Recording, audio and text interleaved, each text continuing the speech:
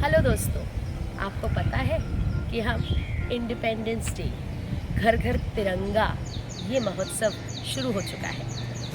घर घर तिरंगा तो लगा दिया लोगों को ये बताने के लिए कि ये तिरंगा का क्या महत्व है। आपको पता नहीं था कि ये सिर्फ खाली नेशनल कोई बिल्डिंग्स के ऊपर या फिर कोई स्कूल कॉलेजों में वहीं पर खाली क्यों लगाया जाता था पहले, लेकिन आज प्राइम मिनिस्टर मोदी जी ने ये सोचा कि घर घर लोगों को पता चले कि ये तिरंगा का क्या महत्व है। ये जो 3 कलर हमको दिखाई देते हैं हमारे तिरंगे में, ये ऑरेंज कलर, केसरी कलर, ऐसा कलर है जो बताता है कि हमारे कितने लोगों ने इसका बलिदान किया है, तब जाकर आज हम सरहद पर बैठे हुए लोगों के कारण आज आज़ादी की सांस ले पा रहे हैं। सारे बॉर्डर्स सील्ड है, वो लोग नहीं सो रहे हैं, लेकिन हम आराम से सो रहे हैं। तो ये बलिदान जो उन्होंने किया है वो हम कभी भूल नहीं सकते, लेकिन हम भूल चुके हैं। अपने कामों में इतने व्यस्त हो चुके हैं कि हम सब कुछ भूलकर आज सिर्फ अपनी ज़िंदगी, अपने ऐशो आराम के बारे में सोच रहे हैं। आपको ये सोचना होगा, अपनी सोच को बदल कर कहीं ना कहीं उन्हें भी याद करना होगा कि किस तरह से उन्होंने अपनी ज़िंदगी का बलिदान देकर आज सारे जगत को आज़ाद करने की कोशिश की थी। लेकिन आज हम सही मायने में आज़ाद नहीं हुए हैं दोस्तों।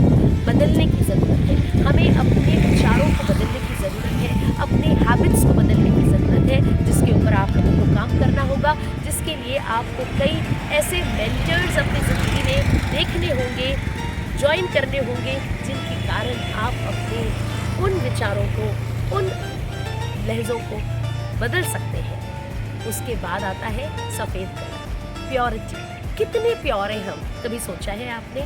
दिल से सोच कर देखिए कि हम कितनी प्योरिटी के साथ किसी के बारे में अच्छा सोच पाते हैं, कितना अच्छा भाव रखकर हम कोई सेवा कर पाते हैं। अगर आपको पता होता तो आप कोई भी काम ऐसे गलत करते ही नहीं, और आज जो इतने क्राइम्स बढ़ते जा रहे हैं वो कभी होते ही नहीं, अगर हम उस सफ़ेद कलर को ध्यान रखते हुए, उस प्योरिटी को ध्यान रखते हुए अपने हाव भाव, चाल चलन सबको सुधार लेते हैं। ये चीज़ में भी बदलाव की ज़रूरत है, जो हमें खुद सोचना है, हमें खुद मानना है दोस्तों। तीसरा, हरियाली, ग्रीन कलर, हरा कलर क्या दिखाता है, क्या दर्शाता है? आपको पता है लोग बाहर से भारत देश में घूमने क्यों आते हैं? इस हरियाली को देखने आते हैं, जो हरियाली उन्होंने कभी अपने देशों में नहीं देखी। लेकिन हम आज उनके देश की सारी चीज़ें फॉलो करने के लिए तैयार हैं, उनके देश के लोगों के तौर तरीके मानने के लिए तैयार हैं। क्या हम अपने इस देश के इतने अच्छे संस्कारों को भूल सकते हैं? इन्हें भूलने की ज़रूरत नहीं है दोस्तों, इन्हें तो हमें अपनाना है।